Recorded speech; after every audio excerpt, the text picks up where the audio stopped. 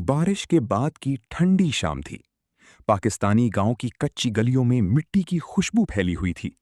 दूर मस्जिद से मगरिब की आजान की आवाज आ रही थी।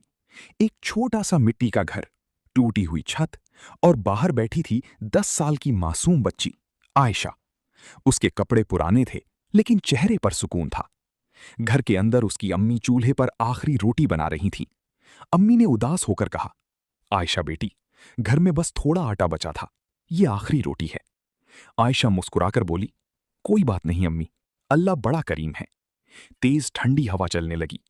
तभी दरवाजे पर हल्की दस्तक हुई। अस्सलामु अलैकुम। अम्मी ने दरवाजा खोला। बाहर एक बूढ़ा मुसाफिर खड़ा था, कपड़े धूल से भरे हुए, चेहरा थका हुआ, आंखों में कमजोरी। वो कांपती आवाज में बोला, बेटी, 2 दिन से भूखा हूं, थोड़ा खाना मिल जाए तो अल्लाह तुम्हें खुश रखे। अम्मी परेशान होकर आयशा की तरफ देखने लगी। घर में सिर्फ एक रोटी थी। कुछ पल के लिए पूरा घर खामोश हो गया। आयशा धीरे से अपनी रोटी उठाती है।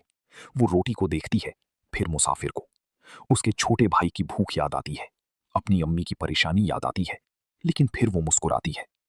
आयशा रोटी मुसाफिर को देते हुए कहती है, बाबा जी, आप खा लीजिए। अम्मी हैरान रह जाती हैं। बेटी, ये तुम्हारा खाना था। आयशा धीरे से जवाब देती है, अम्मी, अगर हम किसी भूखे को खिलाएंगे तो अल्लाह हमें भूखा नहीं छोड़ेगा। मुसाफिर की आंखों में आंसू आ जाते हैं।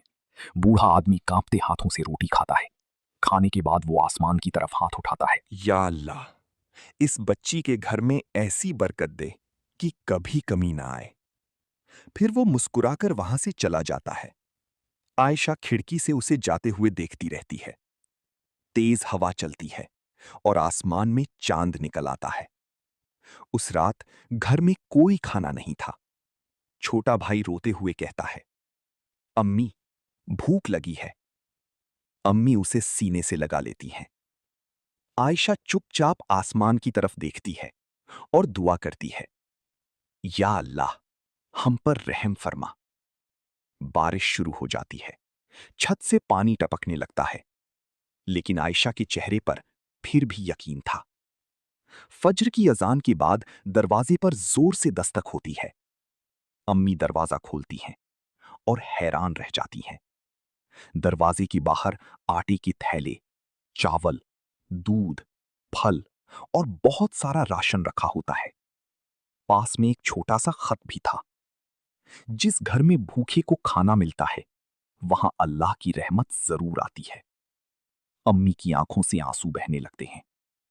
पूरा गांव हैरान था। एक औरत बोली, कल तक इनके घर में कुछ नहीं था। दूसरी औरत बोली, ये उस बच्ची की नेक नियति का फल है। मस्जिद के इमाम साहब भी आए।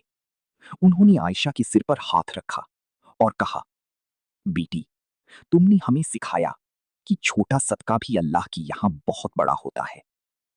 फिर उन्होंने गांव वालों से कहा, मोहम्मद सल्लल्लाहु अलैहि वसल्लम ने फरमाया, सदका माल को कम नहीं करता।